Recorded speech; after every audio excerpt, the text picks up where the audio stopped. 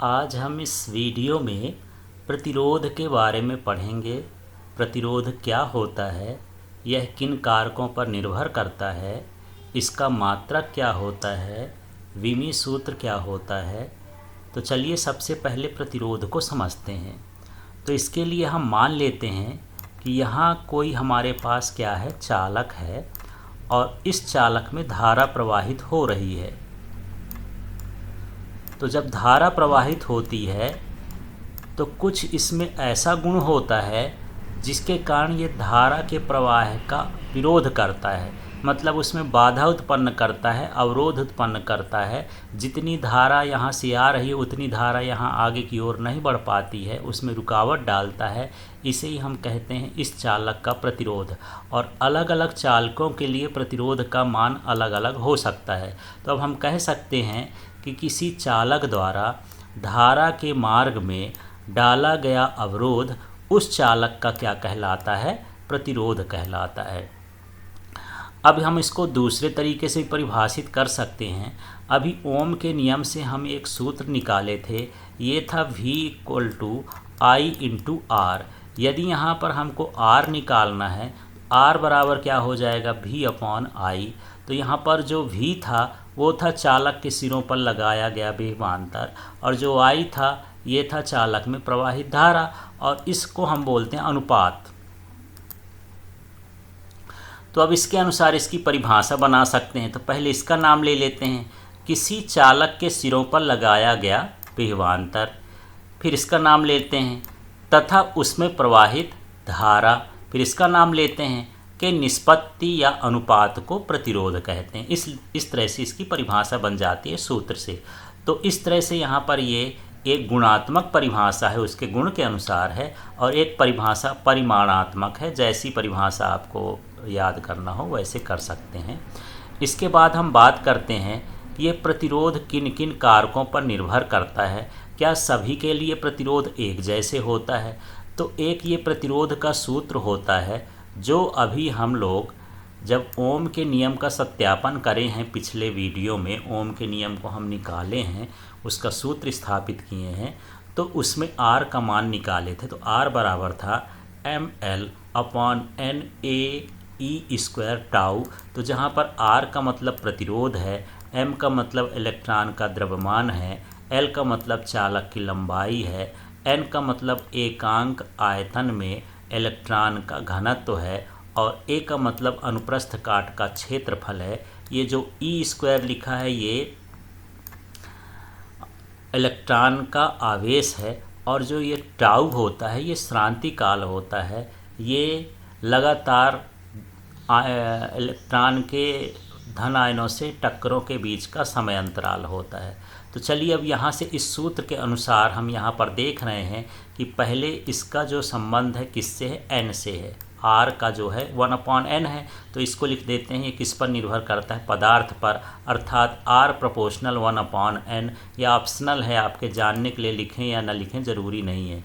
तो भिन्न भिन्न पदार्थों का प्रतिरोध कैसा होता है, भिन्न भिन्न होता है, क्योंकि एकांक आयतन में इलेक्ट्रॉन घनत्व भिन्न भिन्न होता है। जिस चालक का एकांक आयतन में इलेक्ट्रॉन घनत्व अधिक होगा उसका प्रतिरोध कम होगा। जैसे मान के चलते हैं, हम तीन तरह के पदार्थ ले लेते हैं। यहाँ पर मैं ले लेता हूँ कि यहाँ लोहा है, इसके बाद ले लेता हूँ यहाँ दूसरा जो पदार्थ है वो कैसा है, तांबा है, और जो तीसरा पदार्थ है उसको हम ले लेते हैं यहाँ कि ये चांदी है। यदि हम यहाँ पर बात करें कि क्या सभी पदार्थों का प्रतिरोध एक समान है, तो इन सभी पदार्थों का प्रतिरोध अलग अलग है। जैसे यहाँ लोहा की बात करते हैं तो लोहे का प्रतिरोध अधिक होता है, उससे कम किसका प्रतिरोध होता है, तांबे का, और सबसे कम प्रतिरोध किसका होता है, चांदी का। तो इस तरह से अलग अलग पदार्थों के लिए प्रतिरोध कैसा हो गया, अलग अलग हो गया। अब ऐसा क्यों होता है, क्योंकि यदि हम यहाँ पर एकांक आयतन में इलेक्ट्रॉन घनत्व की बात करें तो यहाँ पर इलेक्ट्रॉन घनत्व क्या है, कम है लोहे में। तांबे में एकांक आयतन में इलेक्ट्रॉन घनत्व थोड़ा अधिक है, और चांदी में बहुत अधिक है। इसलिए चांदी कैसा होता है, सर्वोत्तम चालक होता है, इसके प्रतिरोध का मान कम होता है। अब अगला है प्रतिरोध जो है ताप पर भी निर्भर करता है, और इसको हम इस सूत्र से निकाल सकते हैं जो r प्रोपोर्शनल 1/टाउ लिखा है। तो ये कैसे आ गया, यदि आप ऊपर ये सूत्र देखेंगे तो यहाँ पर r है और यहाँ पर ये टाउ है, टाउ कहाँ है, अपॉन में। तो इसका यदि हम संबंध निकालेंगे तो r 1/प्रोपोर्शनल टाउ हो जाएगा। मतलब जो प्रतिरोध होता है वो श्रांति काल के व्युत्क्रमानुपाती होता है। तो यदि हम चालक का ताप बढ़ाएंगे तो श्रांति काल घटेगा, अर्थात यहाँ पर जो इलेक्ट्रॉन होते हैं वो धन आयनों से क्या टकराते रहते हैं। तो ताप बढ़ाने पर जल्दी जल्दी टकराएंगे, जब जल्दी जल्दी टकराएंगे तो समय कम हो जाएगा, माने श्रांति काल क्या हो जाएगा, घट जाता है, जिससे प्रतिरोध का मान कैसा होता है, बढ़ता है। क्योंकि ये प्रतिरोध और श्रांति काल का जो संबंध है यह बताता है कि जब श्रांति काल अधिक होगा तो प्रतिरोध का मान कम होगा और जब कम होगा तो अधिक हो जाएगा। तो ताप बढ़ाने पर श्रांति काल क्या हो जाता है, घट जाता है, कम हो जाता है, इसलिए प्रतिरोध का मान क्या होता है, बढ़ जाता है। अब हम अगले टॉपिक में आ जाते हैं, ये है चालक की लंबाई और इसको हम लिखें r प्रोपोर्शनल l। तो यहाँ पर आप देख लीजिए r का और l का कैसा संबंध है, r यहाँ लिखा है, l यहाँ लिखा है, तो इनका सीधा संबंध है ऊपर है, मतलब ये एक दूसरे के क्या है, समानुपाती है। तो जब समानुपाती होता है तो कोई चीज़ यदि बढ़ती है तो दूसरा चीज़ भी क्या होता है, बढ़ता है। तो यहाँ चालक की लंबाई बढ़ाने पर प्रतिरोध बढ़ता है। मान लीजिए हमारे पास एक तांबे की तार है और ये हमारे पास है 1 मीटर लंबी। अब मैं दूसरी इसी तरह की दूसरी तार लेता हूँ जिसकी मोटाई चौड़ाई सब कुछ बराबर है, तांबा ही है, लेकिन ये जो तार है अब यहाँ से यहाँ तक ये कितना है, 5 मीटर है, ये 5 मीटर लंबी है। अब इनमें से मैं पूछूं कि किसका प्रतिरोध अधिक है, तो यहाँ पर देख रहे होंगे कि प्रतिरोध और लंबाई का संबंध सीधा है, माने ये प्रतिरोध लंबाई के समानुपाती होता है। तो जिसका प्रतिरोध अधिक है इसका मतलब ये है कि उसकी लंबाई भी अधिक है, या लंबाई अधिक है तो प्रतिरोध अधिक है। तो यहाँ पर दो तरह की तारें थी, एक तार का नाम मैं ए रख देता हूँ, एक तार का नाम बी रख देता हूँ। तो किसका प्रतिरोध अधिक हो जाएगा, बी वाली तार का, क्योंकि इसकी लंबाई क्या है, अधिक है।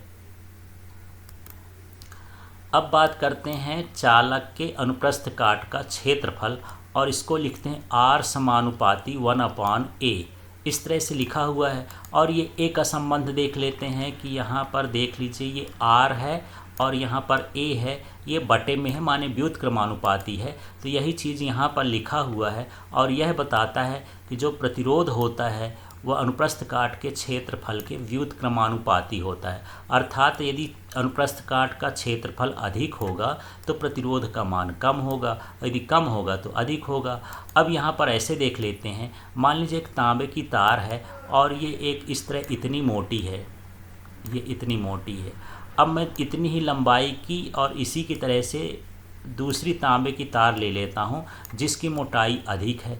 तो जिसकी मोटाई अधिक होगी उसके परिच्छेद का क्षेत्रफल भी कैसा होगा, अधिक होगा।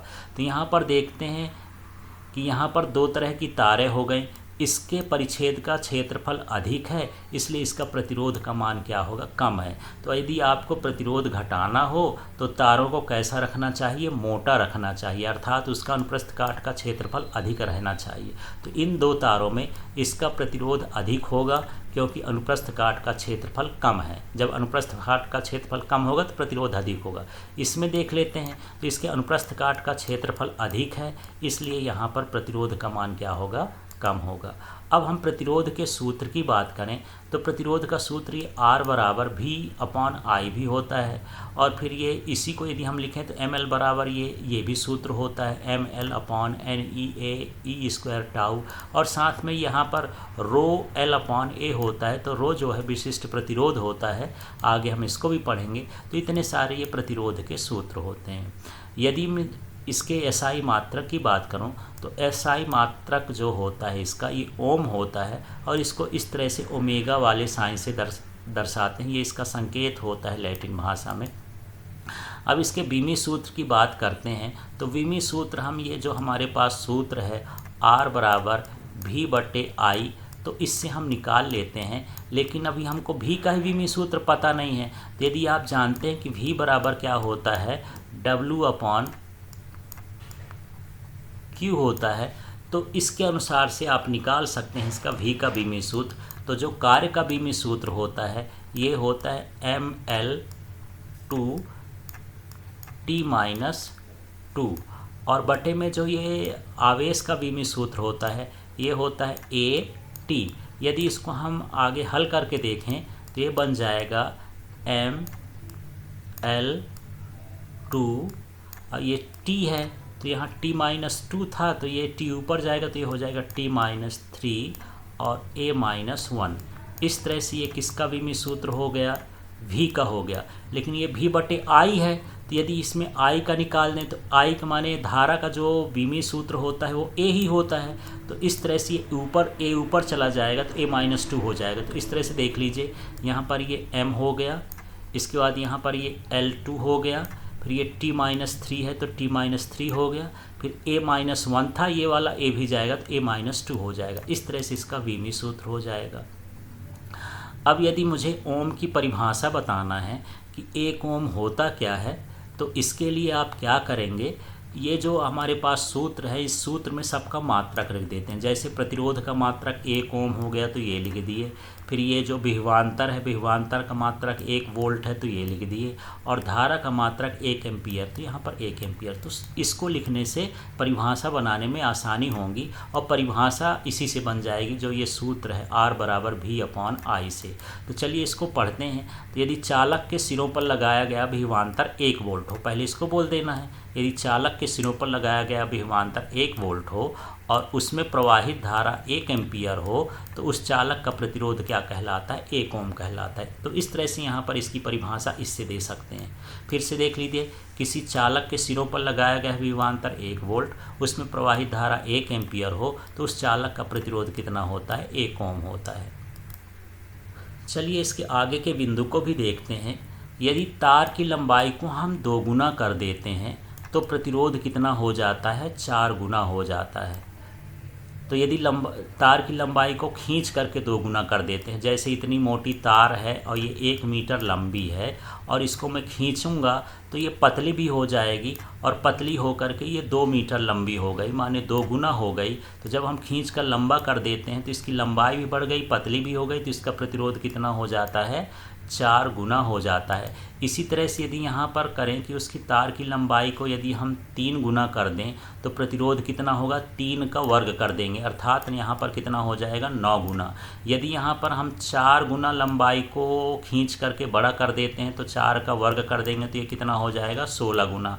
इस तरह से हमको निकालना है। अब यदि तार को दोहरा कर दें तो उसका प्रतिरोध 1/4 गुना हो जाता है। दोहरा करने का मतलब ये है कि एक तार ये जो है 2 मीटर लंबी थी, इसको मोड़ करके और हमने इसको 1 मीटर का ऐसे लौटा करके 1 मीटर लंबा बना दिया तार, ये इस तरह से।